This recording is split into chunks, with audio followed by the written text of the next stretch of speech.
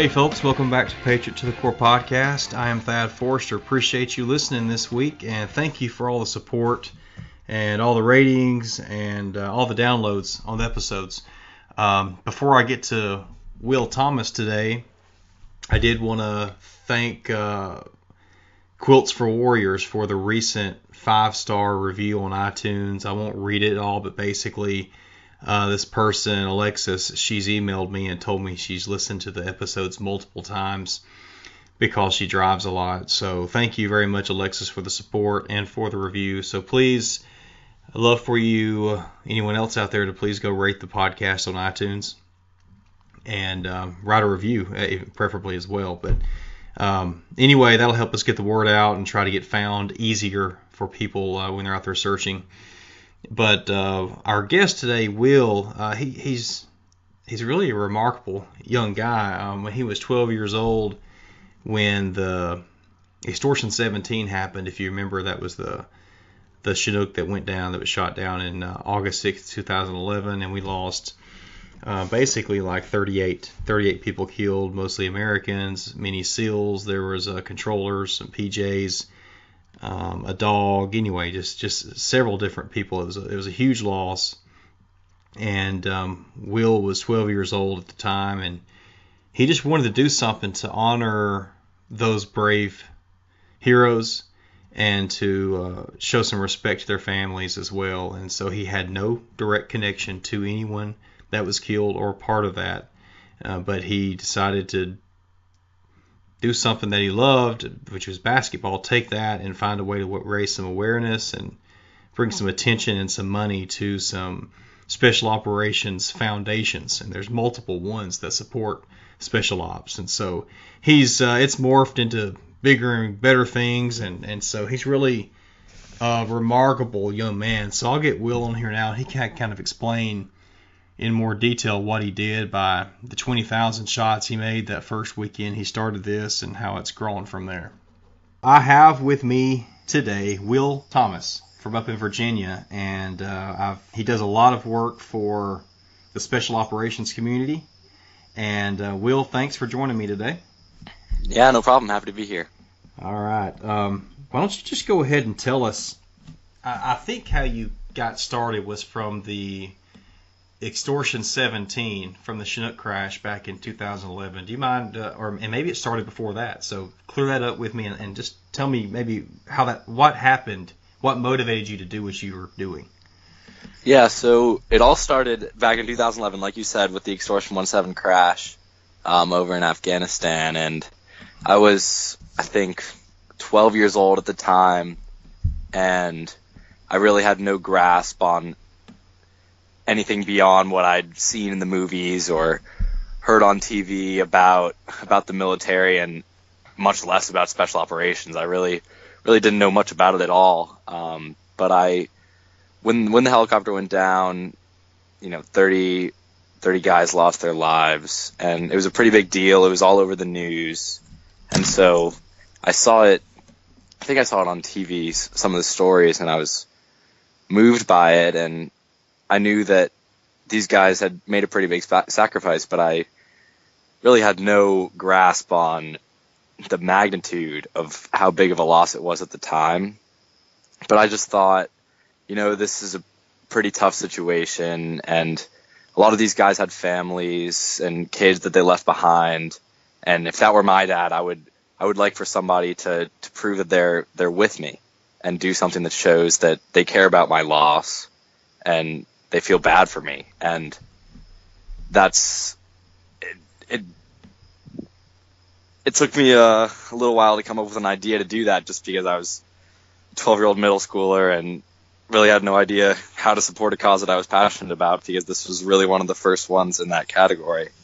And so I concluded that basketball was one of my favorite sports at the time, and if there was a way that I could use that sport to, show that I cared and maybe leverage a little money to go towards the families that lost their dads and husbands and children over in that helicopter, I thought that would be a pretty cool thing to do, because I already was shooting a lot of baskets just for fun, and maybe if I kept track of them and made it into a challenge, then maybe that could catch on, and that's exactly what happened. So who was your the guy that you bounced all your ideas off of? Was it your dad or your mom or who? Yeah, it was both my parents and my sister as well, but mostly my dad, I'd say. He's definitely been the most involved with me on this ride, and we've both learned so much. Neither of us were very familiar with the military prior, just because we didn't have family that served, and we didn't really know many people well enough that were in the military to really know all that much about it. So this whole experience, one of the greatest aspects of it for us, I think, has just been becoming familiar with this incredible world that we really didn't know existed beyond what we had seen through the media. Yeah, and I'm impressed that most people when they heard about that wreck, and with over 30 people killed, mostly Americans, they hear SEALs, all the SEALs killed, but we know it wasn't just Navy SEALs. There were some Air Force Special Ops guys. There were some an interpreter. There were some Afghan guys. So I'm kind of impressed that you realize that, hey, this isn't just Navy SEALs. It's other special operations guys.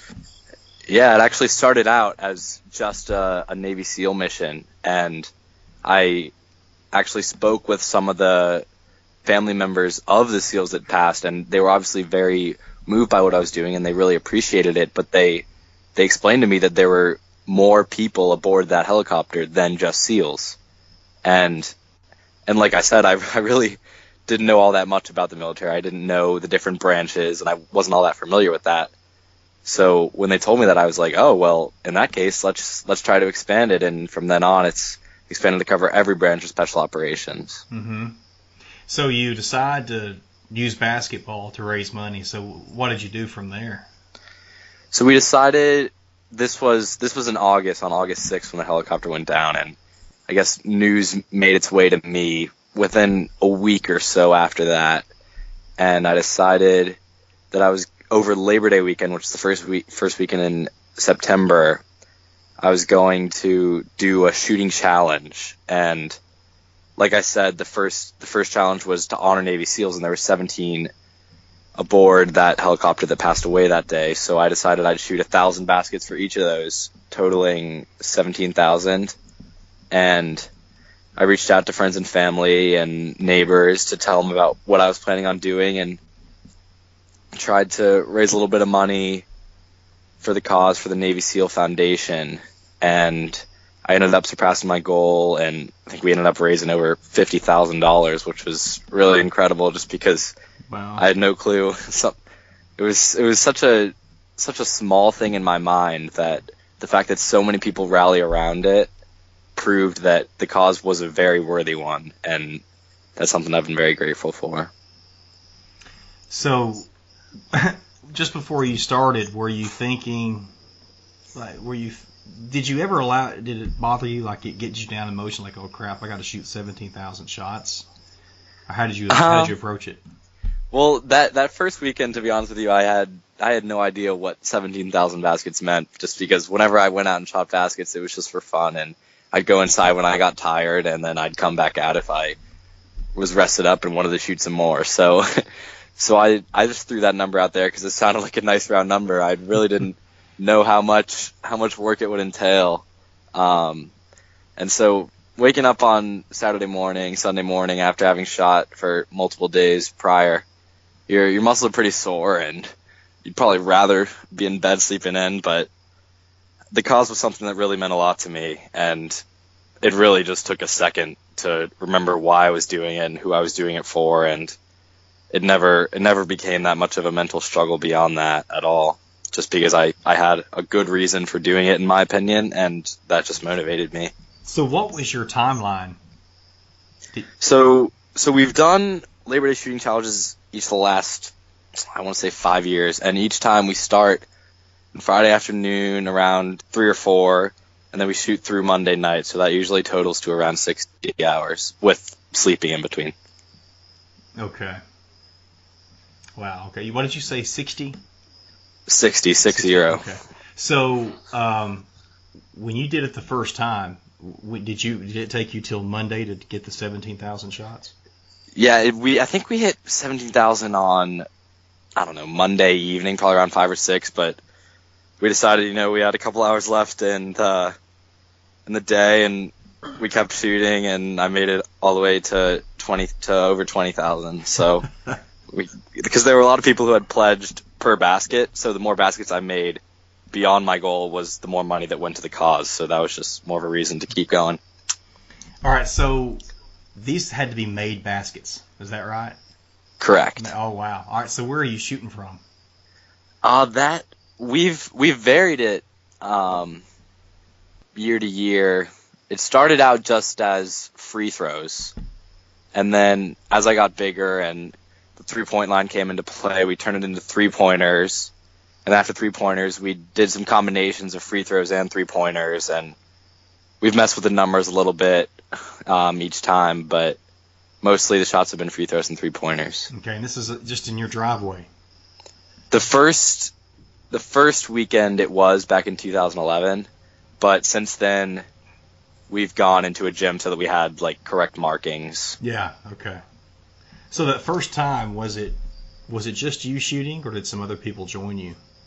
It was just me, but after I did it, a lot of my basketball teammates and just friends who like the sport were like, wow, it's a pretty cool thing that you're doing, and I like the cause as well, just because I feel like everybody can agree that it's a very worthy cause.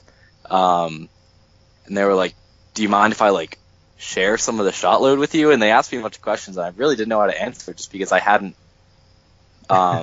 perceived the fact that people would want to join me in this. And so we thought about that and how to try and get other people involved, and that's when we came up with something that we called the E17 free throw challenge, named after Extortion 17.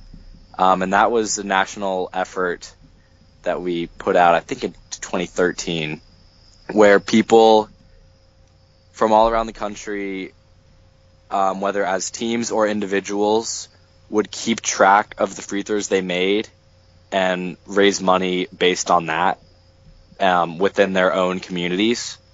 And so we had people from all over participating, mostly in the Northern Virginia, Maryland, and D.C. area, just because most people around here were familiar with it more so than people from around the country. Mm-hmm. But that's sort of how we got other people involved, just because we had this influx of people saying, we want to do something too. And that's just how we came up with a system to get those people involved, and it worked out pretty well.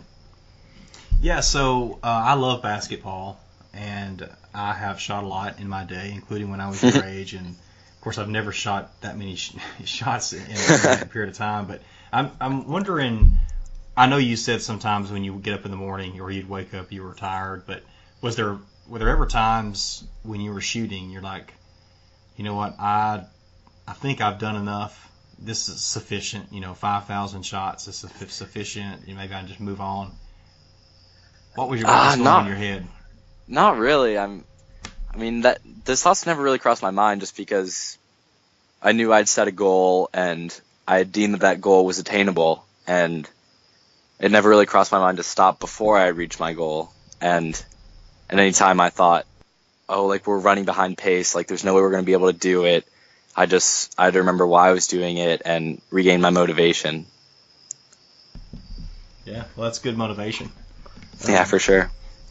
So what about now? Well, actually, I wanted to say something. You mentioned how you were innocent. You had no clue what kind of undertaking it was. And I saw in your the Sports Illustrated Kids video, the gentleman that when they talked to, I think he was a congressman maybe or a senator. How he said you were too young to know any better. Yeah.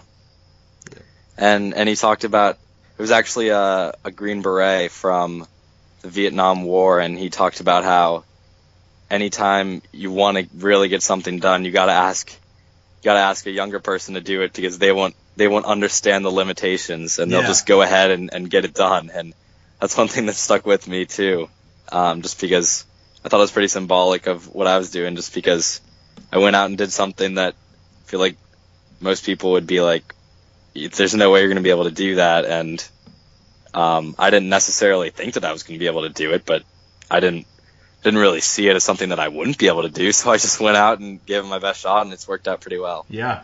Well, I mean, 20,000 shots that made 27,000 free throws made. Basically, that's incredible.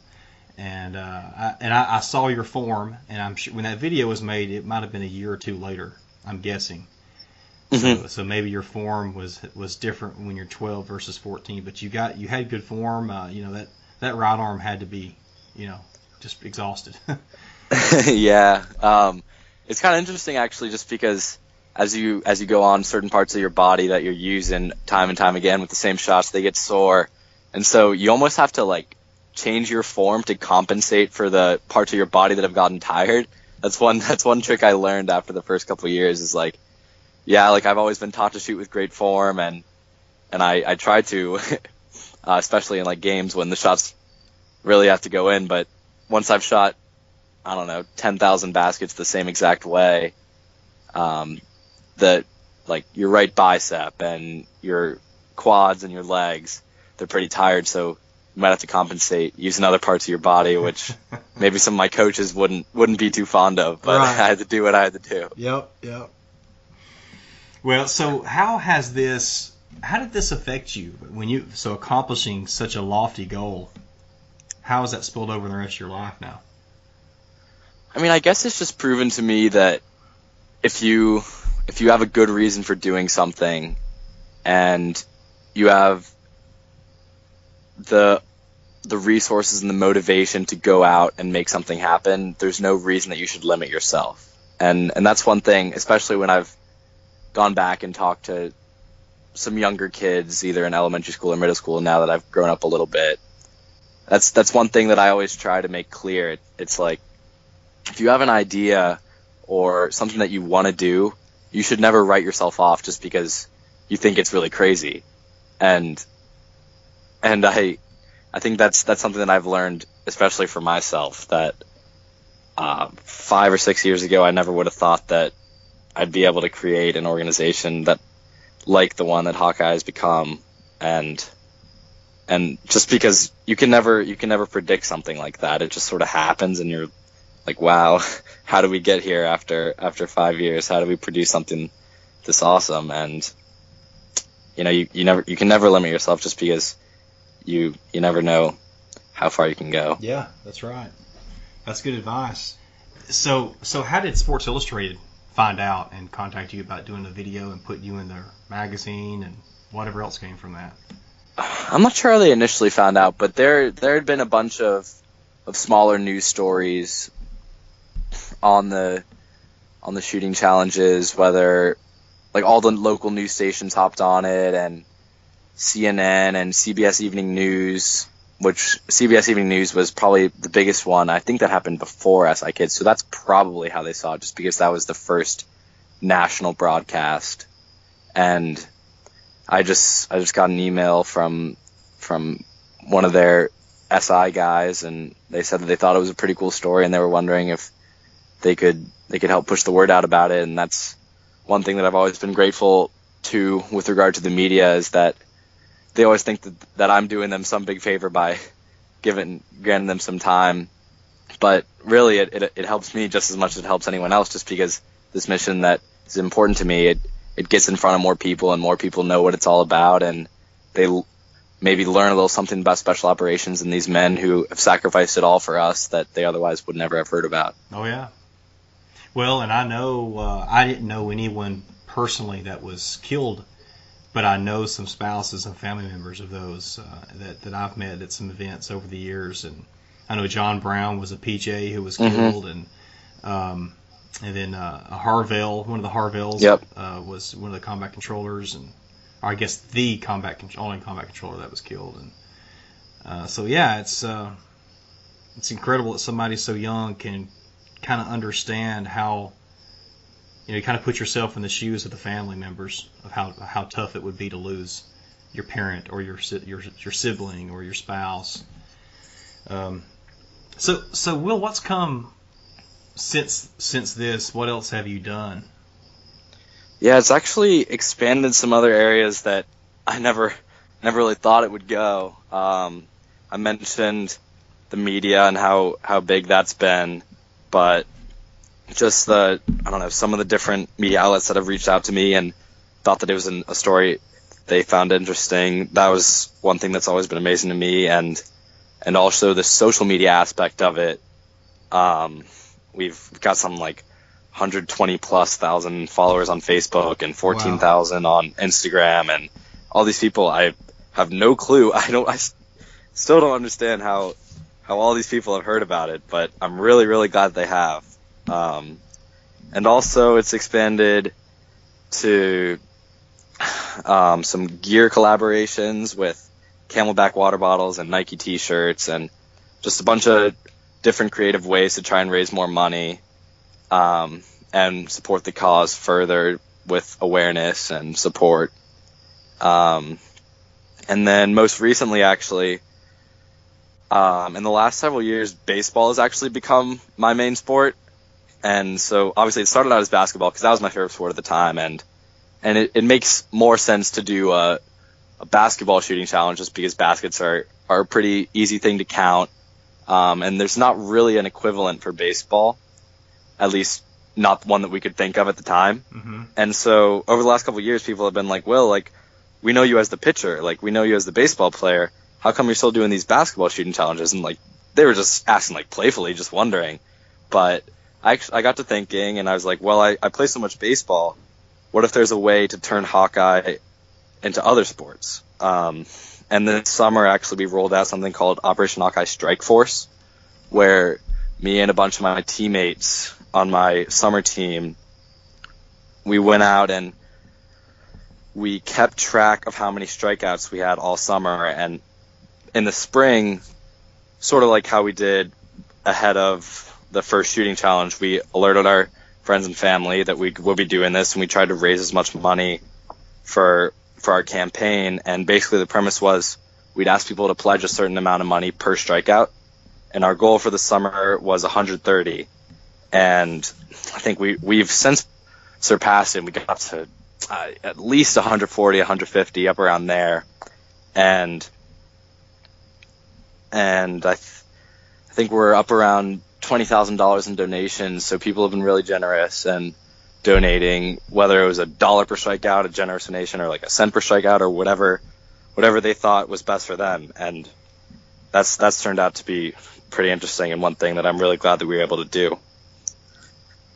Yeah. So Operation Hawkeye, you started with a basketball shooting. Now you're in baseball. Is there How long have you been doing was that just this past summer when you started the Strike Force? Yeah, it just began in June. Okay. So how is that? It seemed like you have other people or several people taking part in that. Is that right?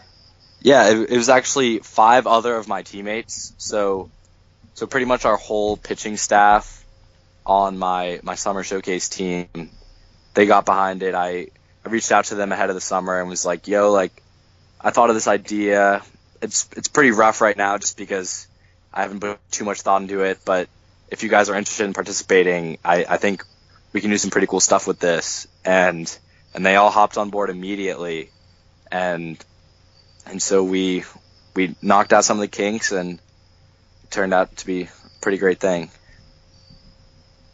So right now you're in I don't know, it's not baseball season, so are y'all doing any traveling right now and playing, or is it done until the spring? Yeah, the fall season actually ends in the next weekend or two, and so then we're off for November and December, and we get back into it in late January, February, into the spring season. Okay. What kind of team are you going to have this year? I think we'll be pretty good, actually. The guys, so it's sort of tricky just because the Strike Force guys are on my summer team, which is different from my high school team. So the spring is high school, and then the summer team is summer and fall. Okay. So our summer team was great, and one of the reasons that Strike Force went so well was because we had some great pitchers on our team that struck out a lot of guys, and we were able to raise a lot of money. So that was great to see. Yeah, man, that's awesome. So what do you have any other plans for either to expand Strike Force or to even do something different with another sport? Yeah, we have a we have a pretty rough plan right now that was suggested to us by a couple of the baseball companies and organizations that got involved throughout the summer. And they love the Strike Force idea, and they thought that it had the potential to become more of a national thing, sort of like what we did with the E17 free throw shooting challenge. And so now we're trying to figure out a way to make it a national online type deal where different high schools and travel teams across the country can keep track of their strikeouts or their hits as a team and then rally donations and funds around that. So that's the plan right now for expansion. But we got a lot to go. We got some time to work on that, but you've got some organizations to help you. Is that right? Yes, sir. Okay. So I think I read where you donate at least some of the money to the Gold Star Teen Adventures. Yeah, all the money that's donated goes straight to Gold Star Teen Adventures. Okay. So I'm guessing you had never even heard of a Gold Star family before. I did not even know what one was. and most people don't. Yeah, exactly. Yeah, that's great that you're, man, you've been exposed to so much, but you're also exposing thousands and thousands, or millions, to recognizing the sacrifices of these our heroes and then their families. Yeah, like, I know it's meant a lot to me that I've been able to see that side of our country that you can't see as a civilian unless you look really hard. And I'm really thankful and grateful that I've been able to share that knowledge with other people like me that really just have no way to know what's going on, if not for an organization like Hawkeye that brings it to them and like puts it in their face and says, this is some of the incredible things that your special operations community is doing overseas, and you should be thankful. And it's never hard to convince anyone that they should be thankful, because it's really an obvious thing that they're doing some amazing stuff. And we at home, the least we can do is just acknowledge that and keep that in mind when we're going about our daily lives, and just keep that in mind that there's a reason why we're able to enjoy the freedom that we do. Well, I mean, Will, I was in the same boat that you were in. I mean, and I've got a brother that's in the Air Force as a doctor, so that's completely different. And then my little brother Mark, who was a combat controller, I had no clue really what he did. He tried to tell me a little bit, but until he was killed in action, then I start, learning what he was doing, and then I meet all these people, these silent professionals, and so I felt the same way. It's like, man, that's why I started this podcast, is I've met so many selfless humans over the past 6 years, and that have impressed me so much that I wanted to talk to them and let other people try to help a bigger audience, try to understand the type of people who are voluntarily, protecting us. Yeah, I don't think that can be valued enough. No. So, any cool or your big names that you've met through this cause? One that I thought was pretty cool was meeting Admiral McRaven, the former U.S. SOCOM commander, and now he's actually the chancellor at University of Texas. But that was really cool. He reached out to my parents. I don't know how he heard about Hawkeye, but this was years ago. I think I was in 8th grade, and didn't know who he was because I was still learning about the system and how it all worked. But he actually came by the house one day with a couple of his security guards, and we played a game of 2-on-2 pickup basketball in my driveway, which was just one of the craziest things that happened to me. There's this guy, this really important guy that our country really could not do without, and he was just playing basketball in my driveway and came in, shared a glass of Gatorade with me afterwards, and I still can't believe that. That's pretty cool. Yeah, that's not many people get that chance. Maybe nobody gets the chance to shoot basketball with him in the driveway. Probably not. Well, what else, Will? What else do you have going, or what do you want to maybe share that we hadn't covered? I think we pretty much got a lot of it. Just the one main thing in the works right now is that Strike Force deal, and also this fall, the next month or two, we have a gear auction one thing that I haven't mentioned is there are two ways that we usually have bigger companies and corporations get involved when we reach out to them and tell them about what we're doing. One is obvious. I guess three things they can do. One is just straight up give money, which I mean is nice, but one thing that's great about Hawkeye is it's not necessarily about the money. It's more about what the money signifies. So even if you don't donate anything, if you spend the time to look at the Facebook page and educate yourself about what's going on in our world with our special operations community,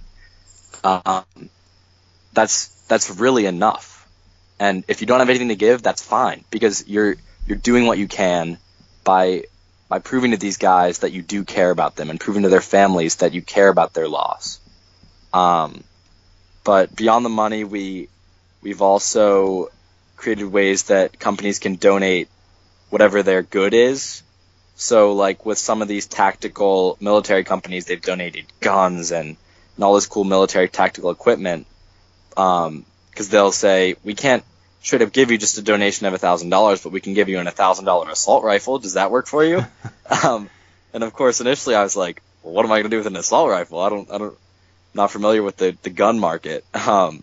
But we've got in touch with some auction brokers, and just this fall, we're finally getting around to we started one last year, and we're continuing it this year, where we're taking all the stuff that we compiled and a lot of the generous donations that have come through Hawkeye, and we're auctioning them off online. So that's been pretty cool, just because we've had all these really generous donations, and up until last year, we really didn't know what to do with a lot of it, whether it was a signed football from a NFL team, or a signed basketball or pennant from an NBA team, or like I said, a gun from a tactical company.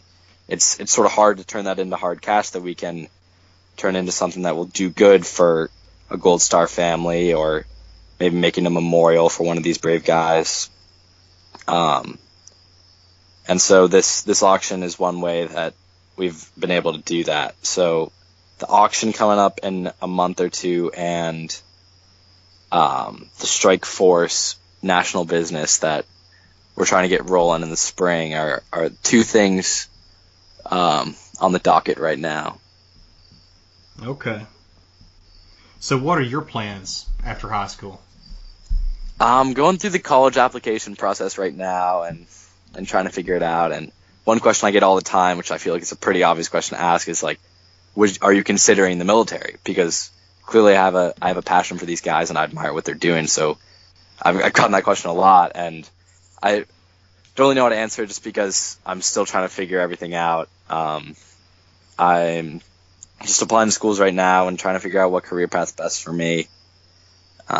So this fall is pretty big, and I'm thinking about playing baseball next year, and I've got a couple options for that, and also a couple of non-baseball options. So I'm trying to weigh them all together and see what'll end up being the best fit for me.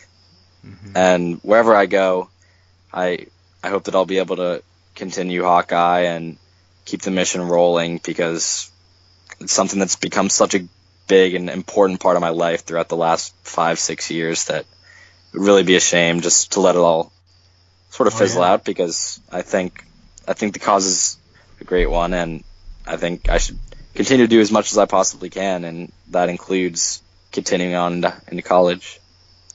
Yeah, I mean, you do have a lot going on, because I looked at your website a few weeks ago when I was trying to arrange this with you, and I don't remember if it was you or your dad. It said, because I said, hey, do you still run the website and the Facebook page? And he was like, yeah, it's me and my dad. So because it had changed, it seemed like I looked at it several years ago when I first heard about it, and then there was a few year gap there, and it's a lot of work. I mean, what you're doing. Yeah, we've got a couple of guys on our team that we run the website, but a lot of the graphic design is actually done by a guy named Josh Locatus, who is really incredible with his artwork. So he's able to put together all the graphics and sort of the design, because my dad and I know nothing about making a website. So we helped him out and gave him a lot of direction, but he's been incredible in putting all that stuff together. And so my dad and I are the ones that actually put the information up there and send it out throughout social media. But Josh has been really great, and especially with the website, like, you can tell it's a pretty clean looking machine, and we're really grateful that he's been able to help us out. Yeah, it is. It's very professional. It is clean, like you said. It looks great. So, well, tell us all the ways to learn about Operation Hawkeye and to follow you and all that good stuff. Yeah, so the social media is a great place to start. We post pretty regularly on Facebook, Instagram, and Twitter at Operation Hawkeye on Facebook and op_Hawkeye on both Instagram and Twitter. And that's it. That's where we put most of the information, and anything else that you can't find there will be on our website at ophawkeye.com. And it just gives you information about what events we've got going on, but also events to other organizations going on, other charities, and also just information about some of the guys that we've lost in the special operations community throughout the last several decades, since the history of the whole thing began.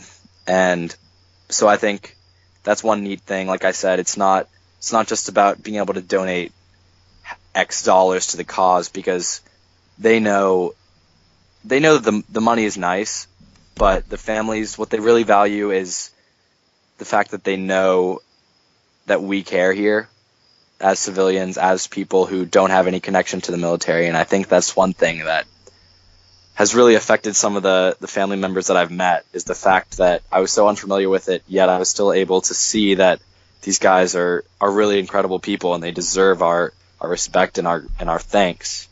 And so the people who follow the social media outlets and the website, they read up on these people, on these brave heroes that we've lost, and I think that means a lot, just to inform ourselves and educate ourselves that, I don't know, it's not necessarily a good thing to just blow off and not be aware of what these guys are doing for us, because it's incredible of them to do, and it's something that we need to show our thanks to. Yeah, well said. Well, man, you're very impressive. I kept thinking, hearing you talk, that you need to be on Team Never Quit podcast. Did you ever listen to that? Huh. No, I haven't. I listened to it. It was Marcus Luttrell and David Rutherford, and and they had a guy and a father and son on several weeks ago, and the son was pretty young too. Seems like he was 18 or maybe very low 20s, and they've climbed multiple, mountains, some of the highest peaks in the world. Oh yeah, together. I think I've heard about that. So it was really inspiring, and so you have that same mentality. So they need to have you on there. Well, I appreciate that. Well, thanks, Will. Is there anything else that you want to share? No, you covered it great. I appreciate it. Well, I'll have links in the show notes. I'll have links to your website, and so it's just, people are going to be inspired and amazed at the work you've done, and so hopefully it'll generate a little more traffic and a little more awareness to what you're trying to do. And hopefully just a little bit more money, too. Yeah, I hope so. And I appreciate you taking the time to make this possible for us. Oh, you're very welcome. Thanks for agreeing. Yeah, no problem at all.